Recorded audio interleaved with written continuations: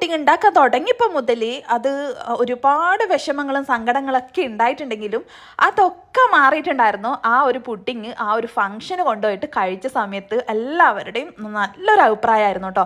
അപ്പോൾ സ്റ്റാർട്ടിങ്ങിൽ തന്നെ ഇത് കാണുന്ന എന്താണെന്ന് നിങ്ങൾക്ക് മനസ്സിലായോ? കാരണം നമ്മൾ ഈ ഒരു പൗഡറും കാര്യങ്ങളൊക്കെ മിക്സ് ചെയ്ത് അടിപൊളിയായിട്ട് വെച്ചിട്ടുണ്ടായിരുന്നു. പെട്ടെന്ന് എൻ്റെ കൈ തട്ടിയിട്ട് എല്ലാം കൂടെ തട്ടുകിടയെ താഴെ വീണ് കഴിഞ്ഞു കേട്ടോ. അപ്പോൾ അതൊക്കെ എടുത്ത് ക്ലീൻ ചെയ്ത് കൊണ്ടുപോയി കളഞ്ഞതിൻ്റെ ഫോട്ടോ ആണ് കേട്ടോ നിങ്ങൾ ഫസ്റ്റ് കണ്ടത്. പിന്നെ അതിനുശേഷം വീണ്ടും പ്രിപ്പയർ ചെയ്യാൻ വേണ്ടിയിട്ട് ഓരോ ഐറ്റംസ് ഒക്കെ നിരത്തി വെച്ചു. അപ്പോൾ ചൈന ഗ്രാസും ക്രീം ചീസും ബട്ടറും പാലും എല്ലാം കൂടി റെഡി ആക്കിയിട്ട് ആദ്യം വെച്ചു കേട്ടോ. അപ്പോൾ ഇത് ഐറ്റംസ് ഒക്കെ ചേർത്ത് കഴിഞ്ഞാൽ ഒരു പ്രത്യേക ടേസ്റ്റാണ്. അതുകൊണ്ട് തന്നെയാണ് ഈ ഒരു പുഡിങ്ങിന് നല്ലൊരു ഫീഡ്ബാക്ക് കിട്ടിയിട്ടുണ്ടായിരുന്നത്. അപ്പോൾ 4 പാക്കറ്റ് പാലാണ് കേട്ടോ ഞാനിവിടെ യൂസ് ചെയ്തിട്ടുള്ളത്. ഇൻഗ്രീഡിയൻസും കാര്യങ്ങളൊക്കെ ഞാൻ ഓരോന്നും കാര്യങ്ങളും പറഞ്ഞുതരാം. ഡിസ്ക്രിപ്ഷൻ ബോക്സിലും ഉണ്ടാവും കേട്ടോ. ഒരുപാട് പുഡിംഗ് റെസിപ്പീസ് നമ്മുടെ ചാനലിലുണ്ട്. ഫസ്റ്റ് പ്രൈസ് കിട്ടിയിട്ടുള്ള പുഡിംഗ് റെസിപ്പിയും ഒരുപാട് പുഡിംഗ് റെസിപ്പിയും കാര്യങ്ങളൊക്കെ ഉണ്ട് കേട്ടോ. നമ്മുടെ പുഡിംഗ് ഫെസ്റ്റിനൊക്കെ പോയിട്ടുണ്ടായിരുന്നു. അതിലൊക്കെ ഫസ്റ്റ് പ്രൈസും പിന്നെ കേക്കിനും ഒക്കെ നമുക്ക് പ്രൈസ് കിട്ടിയിട്ടുണ്ടായിരുന്ന ഒരുപാട് റെസിപ്പീസ്, സീക്രട്ട് ആയിട്ടുള്ള പല സീക്രട്ട് റെസിപ്പീസൊക്കെ നമ്മുടെ ചാനലിലുണ്ട്.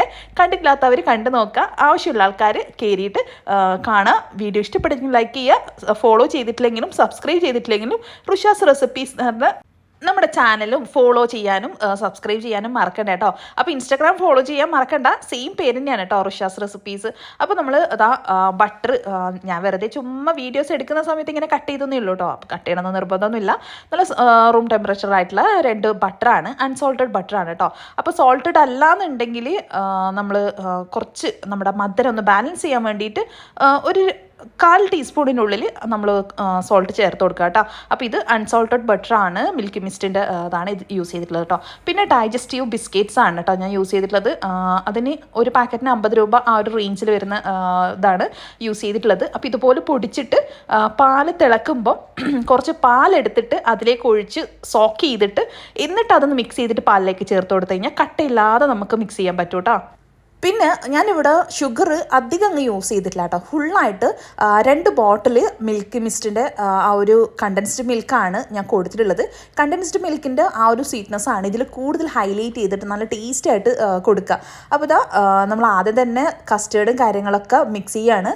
കുറച്ച് മിൽക്ക് മെയ്ഡും കസ്റ്റേർഡും ഇതൊക്കെ ഞാൻ ഇതുപോലെ മിക്സ് ചെയ്തിട്ട് വെച്ചിട്ടുണ്ടായിരുന്നു കേട്ടോ. ആ മിക്സ് ചെയ്ത സാധനമാണ് പാലുമായിട്ട് ചേർത്ത് മിക്സ് ചെയ്ത സാധനമാണ് എൻ്റെ കയ്യിൽ നിന്ന് ചെറിയൊരു അബദ്ധം തട്ടി മൊത്തത്തിലേ താഴെ പോയി. പിന്നെ അതൊക്കെ എടുത്ത് ക്ലീൻ ചെയ്ത് സ്റ്റാർട്ടിങ് ഭയങ്കര സങ്കടമായിരുന്നു കേട്ടോ. നല്ല പൗഡറാണ് ഗൾഫിൽ നിന്ന് കൊണ്ടുവന്നിട്ടുണ്ടായിരുന്നത്. അപ്പോൾ അതൊക്കെ ഫുള്ളായിട്ട് എൻ്റെ കയ്യിൽ നിന്ന് കലക്കിയ പൊടിയും അതിൽ ബാക്കി ഉണ്ടായിരുന്ന പൊടിയും എല്ലാം കൂടിയിട്ട് അങ്ങ് നിലത്ത് പോയിട്ടുണ്ടായിരുന്നു കേട്ടോ. പിന്നെ വീണ്ടും പോയിട്ട് വാങ്ങിയിട്ട് വന്ന് ബദാം മിക്സും കാര്യങ്ങളൊക്കെ ഉള്ള ഐറ്റംസൊക്കെ വാങ്ങിയിട്ട് മിക്സിങ് ചെയ്തിട്ടുണ്ടായിരുന്നു കേട്ടോ. ചില വീഡിയോസ് ഇതിൽ ഇൻക്ലൂഡിങ് അല്ല, മിസ്സിങ് ആയി പോയിട്ടുണ്ടായിരുന്നേ. അപ്പോൾ 2 കണ്ടൻസ്ഡ് മിൽക്കാണ് ഞാനിവിടെ യൂസ് ചെയ്തിട്ടുള്ളത്. ബാക്കി മധുരത്തിന് മാത്രമാണ് ഷുഗർ യൂസ് ചെയ്തിട്ടുള്ളത് കേട്ടോ.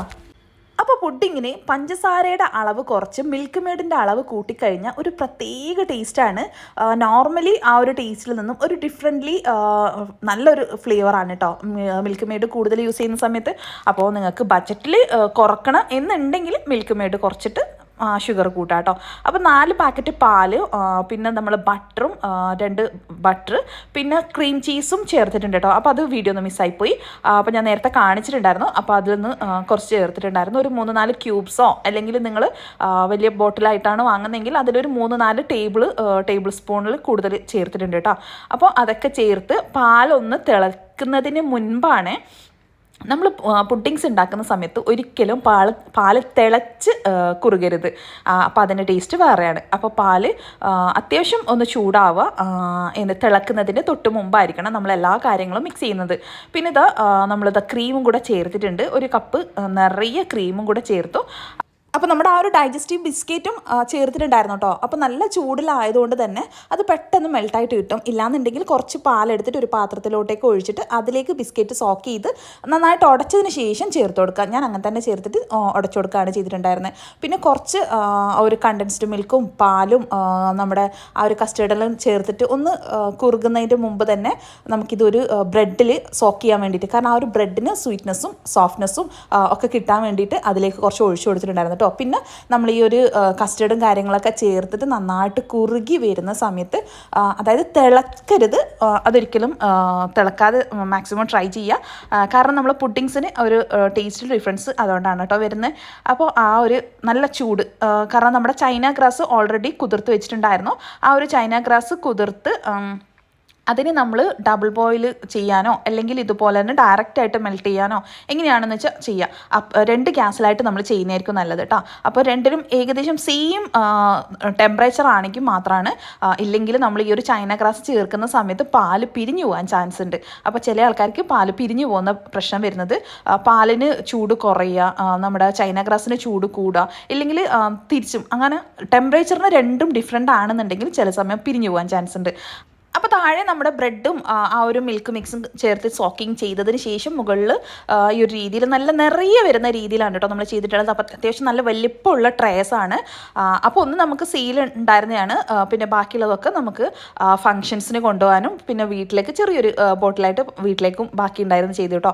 അപ്പോൾ ഇതൊന്ന് ചെറിയൊരു തിന്നായിട്ടുള്ള ലെയർ, ഒരു ഇങ്ങനെ നമ്മൾ ആ ഒരു ചൂട് പോകുന്ന സമയത്ത് തിന്നായിട്ടുള്ള ഒരു ലെയർ മുകളിൽ ഫോം ചെയ്തിട്ടുണ്ടാവും.